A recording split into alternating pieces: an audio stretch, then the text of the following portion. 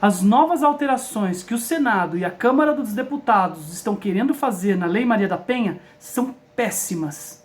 E eu vou falar para você por quê. Fica aí.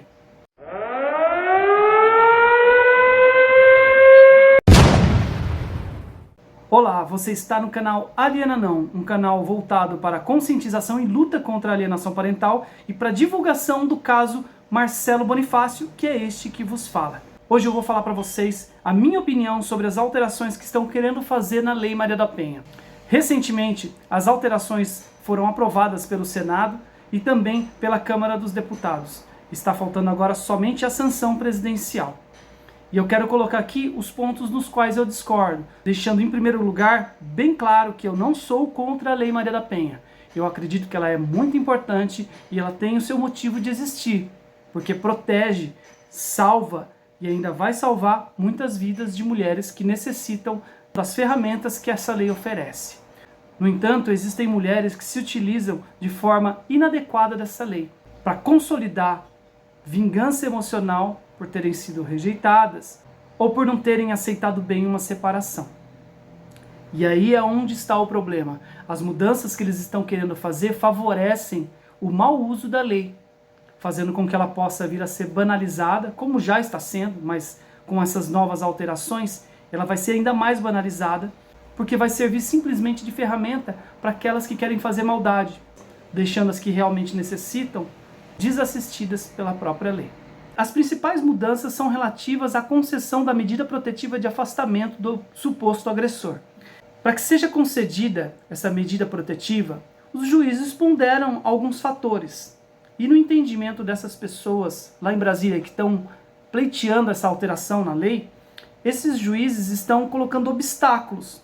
Só que na verdade são ponderações justas que esses juízes fazem. Então eles estão querendo alterar a lei para facilitar a concessão da medida protetiva.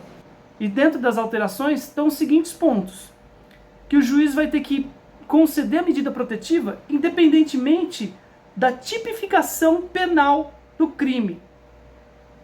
Ou seja, o juiz atualmente, o que ele faz? A mulher entra com pedido de medida protetiva e ele pondera, olha, o que eu tenho de prova ali, o que eu tenho de elementos? Ah, ela só foi injuriada, o suposto agressor só xingou, ofendeu verbalmente ela, moralmente ela, né? Xingou ela no meio de uma briga, ela gravou, ou numa mensagem de WhatsApp, né? Como é o meu caso, né? Como o meu caso em particular é o seguinte: numa discussão com a minha ex, nervoso, ela me xingou, eu também xinguei ela. Ela pegou essas gravações e levou lá. Então assim, é um crime de pequeno potencial ofensivo, é uma injúria, né? Um xingamento. Então o juiz pondera, fala, olha, só um xingamento, por causa de um xingamento, né? Você quer uma medida protetiva? Não, eu vou negar. Então os juízes têm negado medidas protetivas. Não no meu caso ele concedeu a medida protetiva. E por conta de um xingamento eu estou afastado, inclusive da minha filha, por 3 anos já. Mas muitos juízes não concedem essa medida protetiva com base apenas no xingamento. Eles vão analisar, a mulher foi agredida fisicamente, o cara realmente persegue ela, o cara realmente ele injuria, ele difama ela, ele calunia ela nas redes sociais, propaga isso, dispara em WhatsApp, põe... Aí é um outro grau, não é? Então assim, esses graus que as tipificações dividem, né, e que fazem com que o juiz possa medir, né, o grau de ofensa, o grau de profundidade das agressões que estão sendo feitas, isso eles querem eliminar. Então, independentemente da tipificação, seja se ele xingou ela, que isso também é muito subjetivo, né? Às vezes se ele pega e vira e fala, olha, você é muito linda mesmo, né? Com um tom de ironia, ela pode se sentir ofendida e levar, olha, ele está me ofendendo, porque ele está falando em tom de ironia, e pedir uma medida protetiva, né? A mesma coisa que seria uma pessoa que levou uma facada. Então assim, você coloca todo mundo no mesmo patamar, sendo que não deveria ser assim, não é correto, porque eu sou a prova viva, o meu caso pessoal, de que uma simples ofensa verbal, que eu também recebi, eu recebi inclusive ameaça de morte da parte dela, e eu nunca fiz isso contra ela, um simples xingamento no meio de uma discussão serviu para uma medida cautelar de afastamento, que inclusive, que esse é o grande problema, porque da minha ex eu quero a distância mesmo, eu já estou em outra, estou casado com outra mulher, Mas o problema é que isso afetou o meu relacionamento com a minha filha. Eu tô há 3 anos sem ver minha filha. Então são coisas que afetam não só ali aquele ponto em que parece ser, mas que é uma coisa muito mais expandida e deve ser muito analisada. Então esse é um ponto muito negativo, porque deve-se sim analisar a tipificação do crime que está sendo cometido para a concessão da medida protetiva. O outro ponto é o seguinte: o juiz também, eles querem obrigar o juiz a conceder a medida protetiva independentemente do ajuizamento de ação penal ou cível. Ou seja, mesmo que não se entre com processo nenhum, tipo, a mulher chega lá e fala que foi agredida, que foi perseguida, que foi violentada, que ele é perigoso, só que ela não entra com processo nenhum. Ela não ajuiza nenhum tipo de processo. Ela só quer a medida protetiva. Ora, que coisa estranha. Não é esquisito isso? Por que não quer ajuizamento? Por que não quer... Por que não quer uma ação penal contra esse agressor? Só quer a medida protetiva?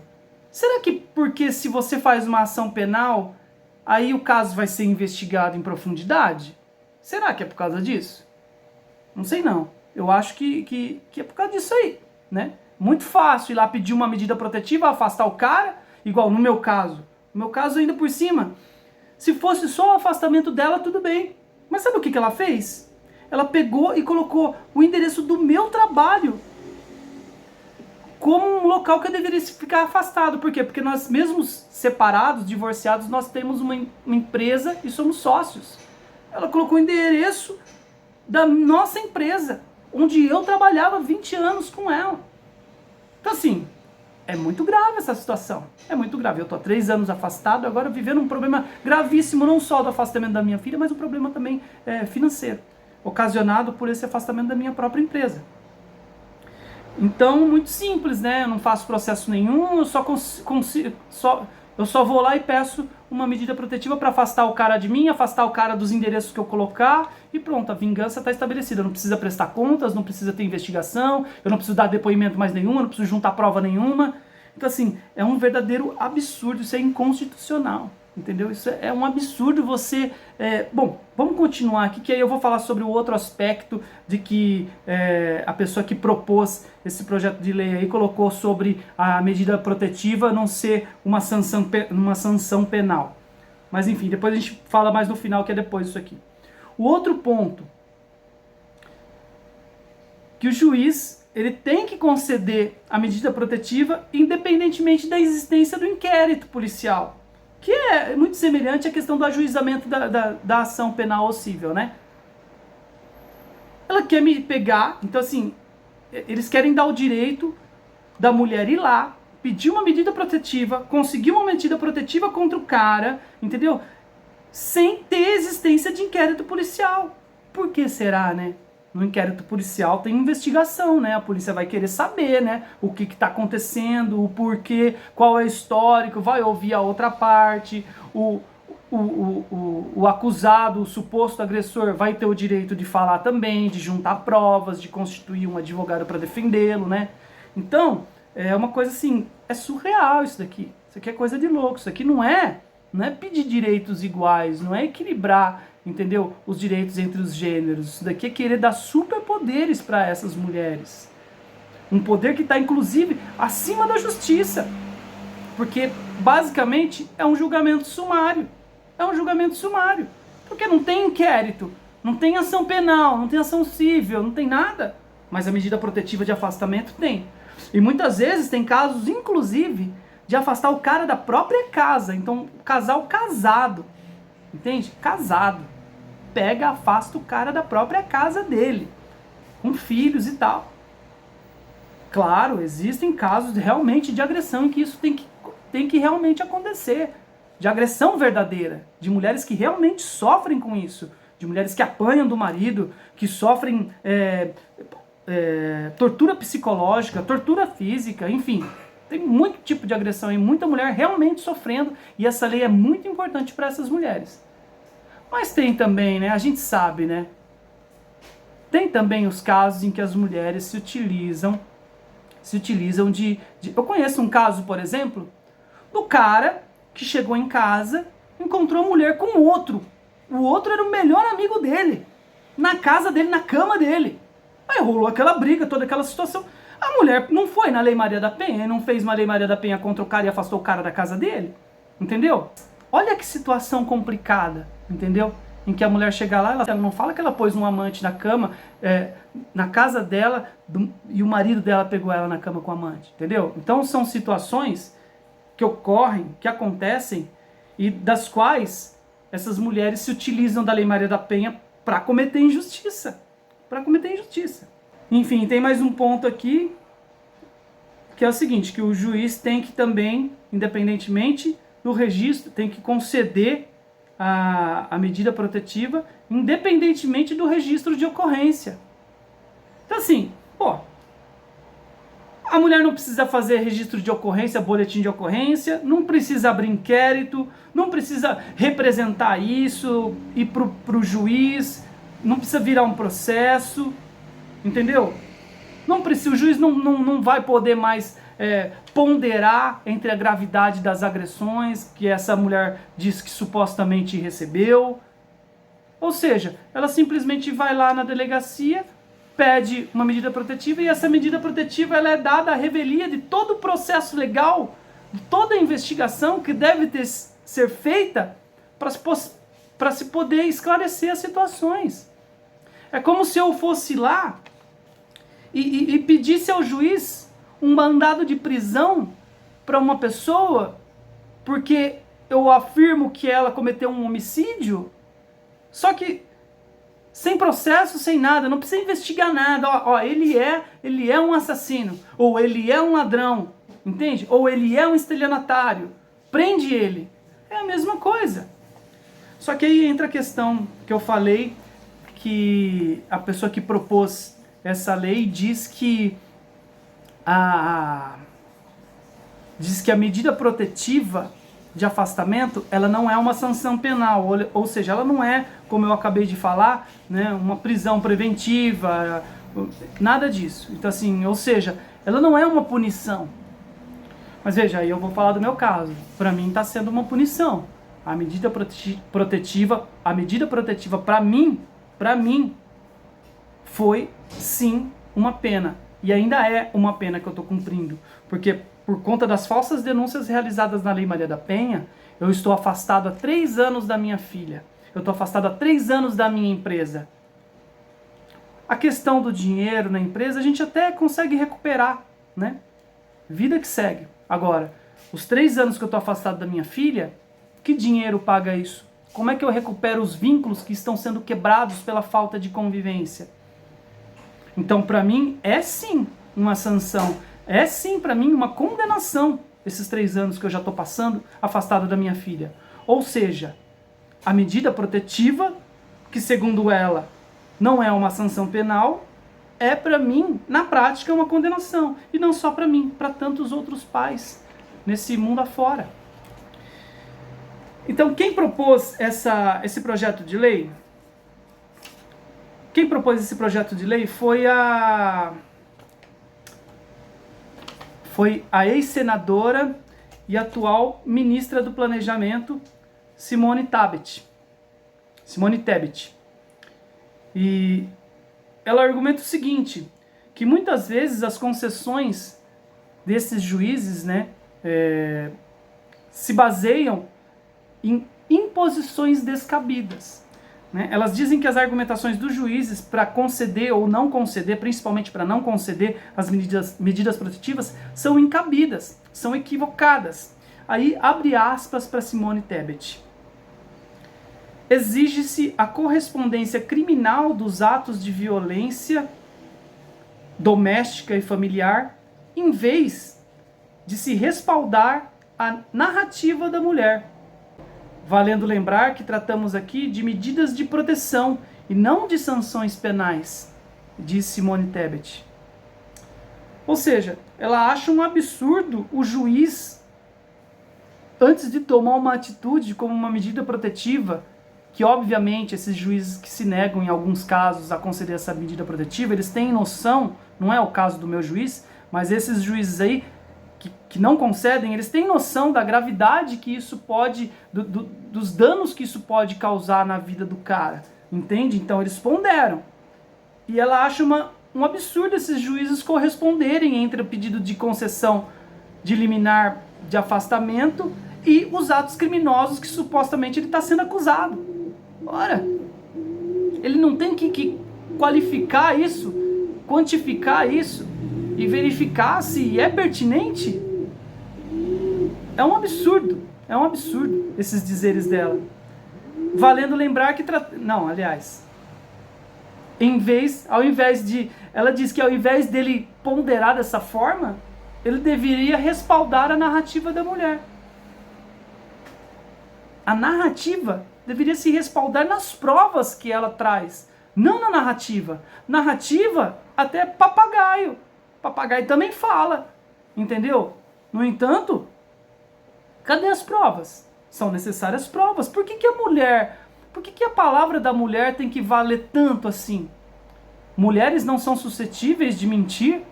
Mulheres não são suscetíveis de enganar um juiz, enganar uma promotoria, enganar a polícia em favor do seu desejo de vingança, em favor dos ciúmes que está sentindo, em favor do sentimento de rejeição que ela tem? Uai, mulheres são santas? É isso? Todas as mulheres falam a verdade. Ela parte desse pressuposto, porque se você pede para o juiz deixar para lá a análise objetiva dos fatos através de provas, para se ater exclusivamente à narrativa da mulher, meu Deus, é um absurdo. Então assim, vamos cancelar toda a parte do processo que pede comprovação probatória das coisas. Vamos só então trabalhar com narrativas, com testemunhos. Para que existe instrução processual? Justamente para quê? Para se provar aquilo que você está falando. Você não sai falando por aí qualquer coisa sem ter provas. Você tem que provar o que você está falando. Principalmente numa situação tão grave como essa. Enfim, ela diz ainda o seguinte. Abre aspas para Simone Tebet. Não há dúvidas de que essa interpretação realiza uma venda casada de proteção e punição inadmissível, pois retira da mulher a possibilidade de ser protegida quando não se dispuser a processar criminalmente o ofensor. Ou seja, ela está dizendo assim dos juízes que não dão medida protetiva porque a mulher não está disposta a processar, ela não quer seguir à frente, ela não quer registrar boletim de ocorrência, ter inquérito, representar, processar, não quer. Ela só quer medida protetiva. Então esse juiz ele se nega. Ora, nada mais natural, não é? Se eu estou sendo agredido, se eu estou sendo ofendido, se eu estou sendo... Por que eu não quero processar o agressor? Por que eu não quero levar isso para a justiça? Por que eu não quero punir esse agressor? Se ele está me agredindo, por que eu não quero punir? Eu só quero uma medida de afastamento. Será que essas mulheres querem pegar essa medida de afastamento, impor sobre esse cara e falar, olha, eu vou te ferrar. Se você não voltar para mim com o rabinho entre as pernas e não pedir desculpa até pelo que você não fez, eu vou acabar com a tua vida. Será que elas não estão se utilizando disso para poder fazer um jogo de poder com esses homens, com essas pessoas que elas estão acusando? Eu acho que sim, né? Eu acho que sim, mesmo porque existem estatísticas que dizem que 80% das denúncias na Lei Maria da Penha são falsas. São arquivadas por falta de materialidade, que é o meu caso.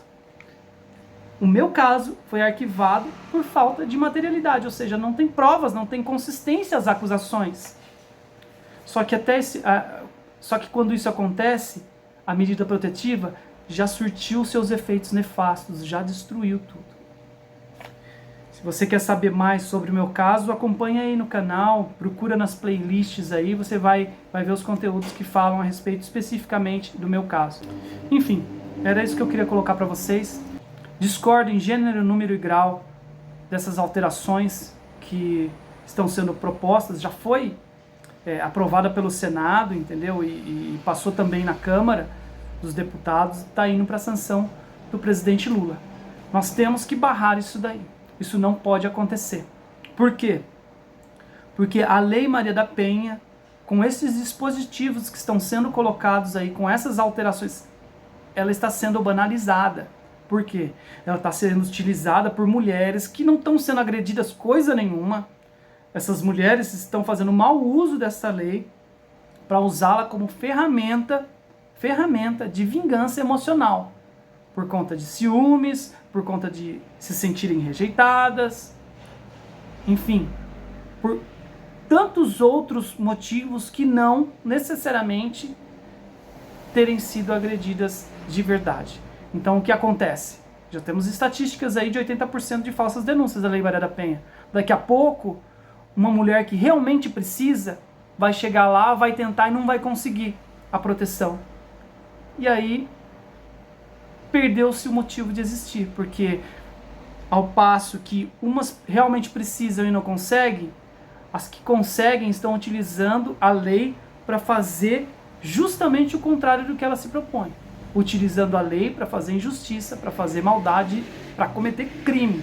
Porque é um crime, sim, é um crime contra as pessoas que sofrem com essas medidas protetivas. É um crime de privação da liberdade. Porque eu perdi a minha liberdade de ir e vir na minha empresa. Eu perdi a liberdade de ir e vir na convivência com a minha filha. Um direito fundamental do ser humano, que está na nossa Constituição Federal, nos direitos humanos e tantos outros acordos internacionais. Mas está tudo sendo deixado de lado, varrido para debaixo do tapete, para que seja dado um superpoder para essas mulheres que estão se utilizando da lei para poder serem mais. Não estão buscando direitos iguais, não. Elas querem serem mais para destruir os homens e destruir a família.